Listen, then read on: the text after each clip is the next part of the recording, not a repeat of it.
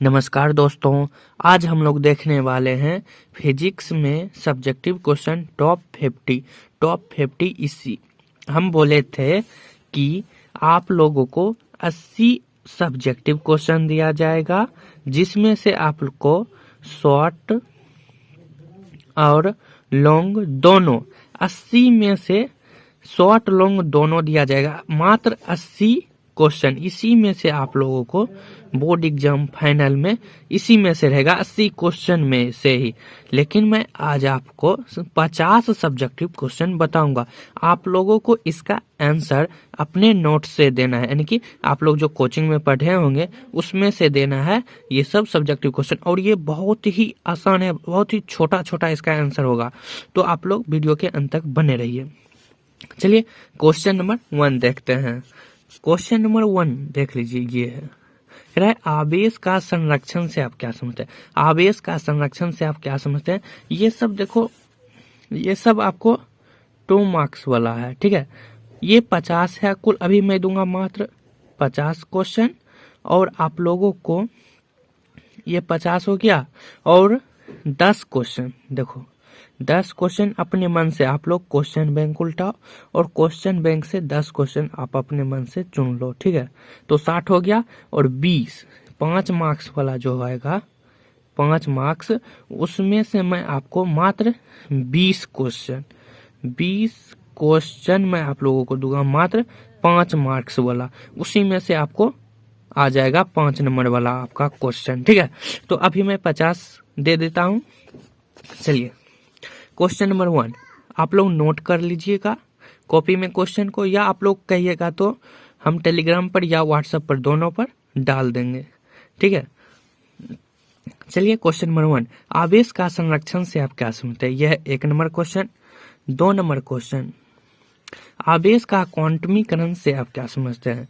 आवेश का क्वांटमीकरण से आप क्या समझते हैं, आप लोग या तो लिखते जाइए, ठीक है, कॉपी पर लिख लीजिए। 3 नंबर क्वेश्चन, कूलम का नियम लिखें। कूलम का नियम लिखें, यह भी आपको 2 नंबर में पूछा जाएगा। 4 नंबर क्वेश्चन अब आगे, विद्युत क्षेत्र और विद्युत क्षेत्र की तीव्रता से आप क्या समझते हैं, या परिभाषित करें, किसे कहते हैं, क्या है, ये सब एक ही होता है, सिर्फ आपको लिखना है, ठीक है। 5 नंबर क्वेश्चन, 5 नंबर, द्विध्रुव और द्विध्रुव आघूर्ण क्या है। द्विध्रुव और द्विध्रुव आघूर्ण की परिभाषा लिखने के लिए कहेगा, तो आप लोग लिख दीजिएगा। क्वेश्चन नंबर 6, विद्युत विभव किसे कहते हैं।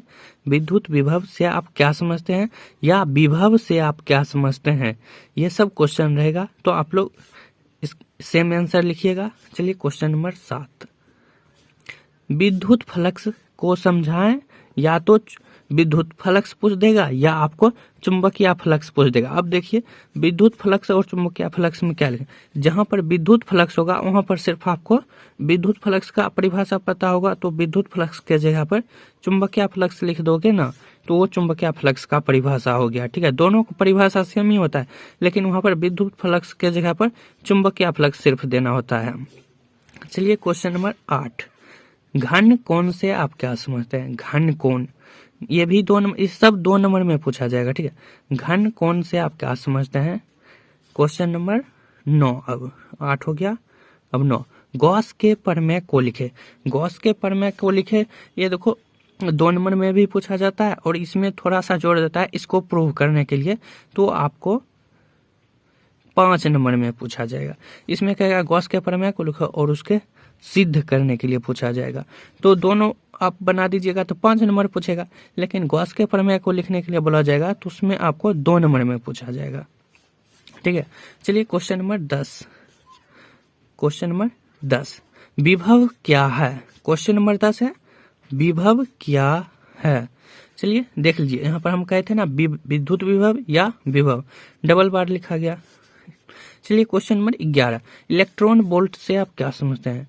क्वेश्चन नंबर 11, इलेक्ट्रॉन वोल्ट से आप क्या समझते हैं। ये सब आप लोग अपने नोट से इसका आंसर दीजिएगा। अगर आपके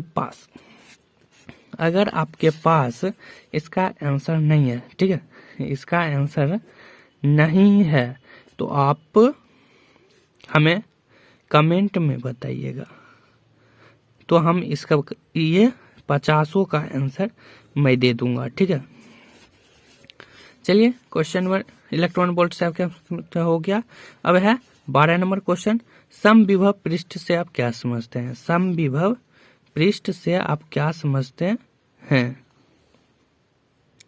चलिए क्वेश्चन नंबर 12, समविभव पृष्ठ से आप क्या समझते हैं? 12 नंबर क्वेश्चन है। 13 नंबर क्वेश्चन है, स्थितिज ऊर्जा से आप क्या समझते हैं? स्थितिज ऊर्जा किसे कहते हैं?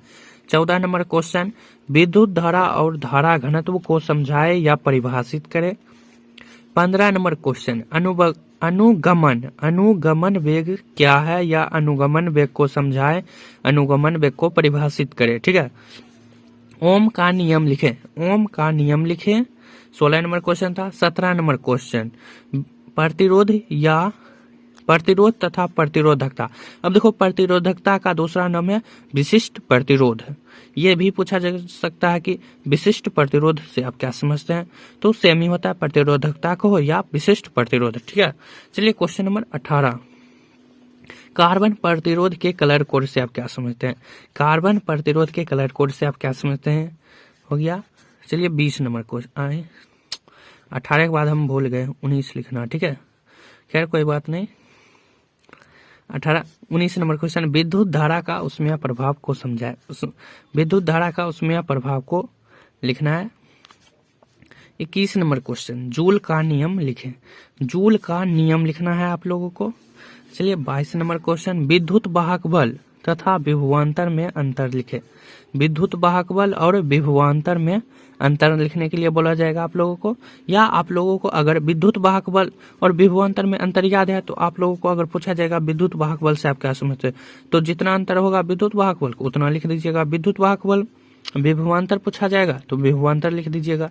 ठीक है, विद्युत धारिता तथा संधारित्र की परिभाषा लिखें या समझाएं। अब देखो, कई बार पूछा जाता है कि संधारित्र की धारिता को समझाएं या संधारित्र की धारिता को परिभाषित करें, लेकिन दोनों क्वेश्चन सेम ही है, आप लोगों को एक ही लिखना है आंसर। विद्युत धारिता पूछे या विद्युत धारिता संधारित्र की धारिता को परिभाषित करे, आप लोगों को सेम ही लिखना है। ठीक है, 24 नंबर क्वेश्चन, एम्पियर का परिपथीय नियम। एम्पियर का परिपथीय नियम पूछा जाएगा आप लोग को 2 नंबर में। ये कभी कभी 5 नंबर में भी पूछा जाता है। ठीक है, लेकिन इसमें प्रूफ करने के लिए दिया जाएगा। ठीक है, चलिए 25 नंबर क्वेश्चन, लॉरेंज बल से आप क्या समझते हैं? लॉरेंज बल से आप क्या समझते हैं? हो गया। चलिए 26 नंबर क्वेश्चन, साइक्लो इलेक्ट्रॉन को परिभाषित करें। साइक्लो इलेक्ट्रॉन को परिभाषित करने के लिए आप लोगों को पूछा जाएगा साइक्लो इलेक्ट्रॉन। चलिए क्वेश्चन नंबर, साइक्लो इलेक्ट्रॉन हो गया। अब आते हैं, देख लीजिए 27 नंबर क्वेश्चन, अस्थायी चुंबक और अस्थायी चुंबक किसे कहते हैं? ये हालांकि कभी कभी नहीं भी ना के बराबर पूछा है, फिर भी अस्थायी चुंबक और अस्थायी चुंबक, ठीक है, दोनों बहुत ही हल्का है। ठीक है, इसको आप लोग देख लीजिएगा। क्वेश्चन नंबर 28, प्रति चुंबकीय, अनुचुंबकीय और लौह चुंबकीय, ये तीनों में से फिजिक्स या केमिस्ट्री दोनों में से कोई ना कोई में पूछा ही जाता है। फिजिक्स में पूछ लेगा या केमिस्ट्री में पूछ लेगा। प्रति चुंबकीय से आप क्या समझते हैं, अनुचुंबकीय से आप क्या समझते हैं, या लौह चुंबकीय से आप क्या समझते हैं? परिभाषा लिखे, किसे कहते हैं, क्या है, ये सब सेम है। क्वेश्चन नंबर 29, क्यूरी ताप क्या है? क्यूरी ताप को लिखने के लिए पूछा जाएगा। चलिए क्वेश्चन नंबर 30, लेंज का नियम। लेंज का नियम पूछा जाएगा आप लोगों को। चलिए 30 हो गया। 20 क्वेश्चन और अभी देखेंगे।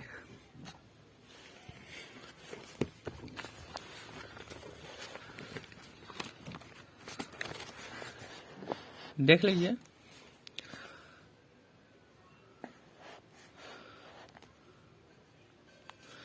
इकतीस नंबर क्वेश्चन, 31 नंबर क्वेश्चन कह रहा है प्रेरकत्व तथा और अन्योन प्रेरकत्व को समझाएं।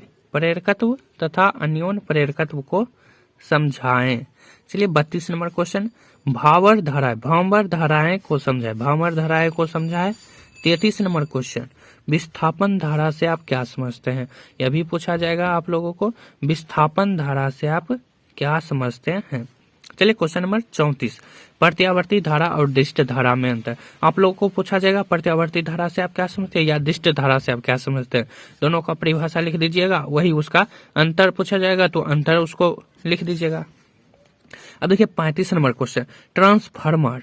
ट्रांसफार्मर आप लोगों को पूछा जाएगा या ट्रांसफार्मर नहीं पूछा जाएगा तो ऊंचाई ट्रांसफार्मर और अपचाई ट्रांसफार्मर पूछा जाएगा, ठीक है।